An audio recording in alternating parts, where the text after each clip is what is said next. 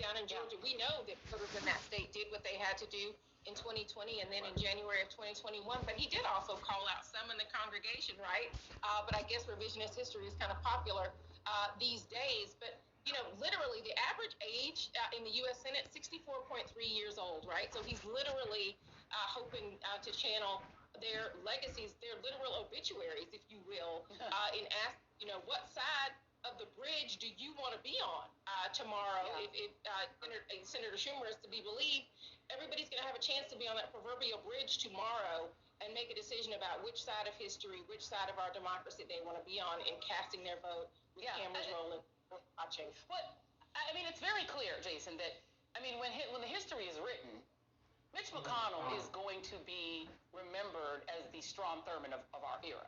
I mean, he used the filibuster more than anyone has ever used it, probably in league with Strom Thurmond's use of it, and he used it to try to stop the first black president from being successful. Like, it's very clear he is going to be Strom Thurmond. We got that. The only question is how many James Eastlands are going to be. Let's play Mitch McConnell first on his politics around the rules change, and then after that, I want to play Marco Rubio, because he was part of what Aaron was talking about, this sort of vanguard of younger Republicans, who Republicans at one point thought could bring them in more voters of color and younger voters. It didn't work out that way because they still have the same politics. Here's Mitch McConnell first.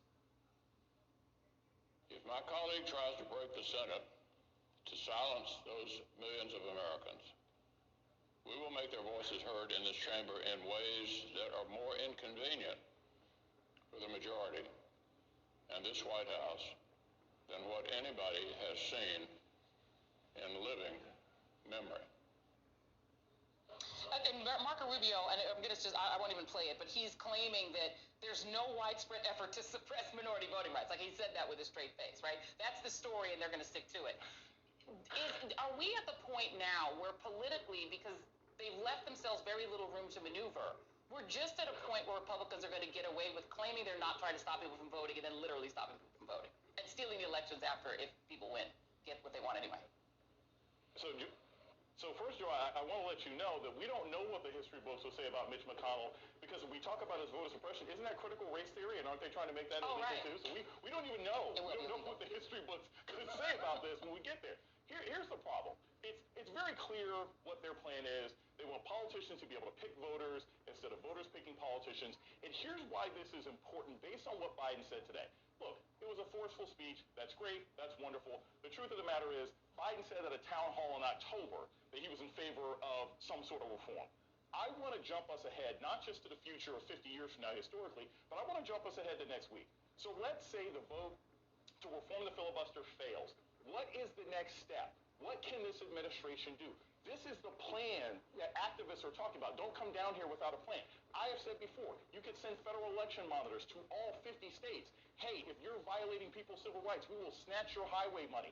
Joy, you've made the suggestion. Attach infrastructure bill money to election reform. You can't get any of this $1.8 billion.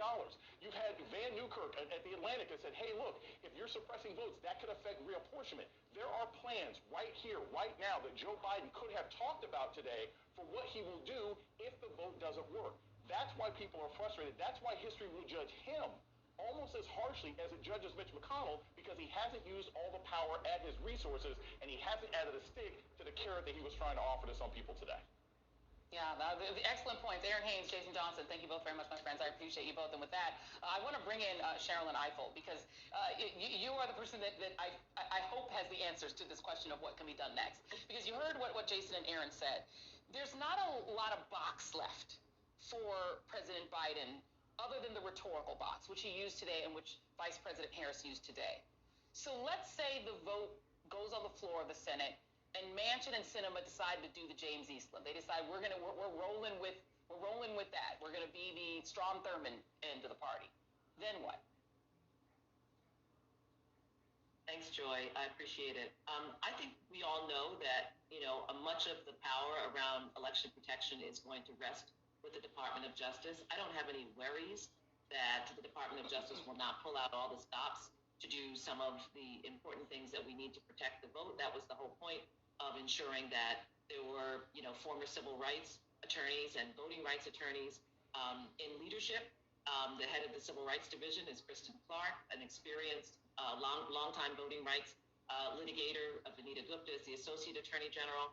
So there will be things that can be done through the DOJ for sure. And I think many of the ideas that Jason talked about, and we have pressed the president on this since last year, use all your power and influence. I have to disagree with Jason that I don't think laying out what those threats are today would have been the best possible move, because I think you play out every hand that you're dealt. We're going to see what happens with this vote. I think you're right that we don't have much reason to believe the vote's going to go differently. Obviously, Joy, you know that civil rights groups asked the president to make the speech he made today last summer, on July 9th, when we met directly with the president. He did make a speech in Philadelphia. He did not make the speech that he made today. And as he said today, he chose to go the route of quiet diplomacy, which he thought would be effective. Obviously, it wasn't, and today he chose to speak publicly. If the truth is known, I'm not even sure today whether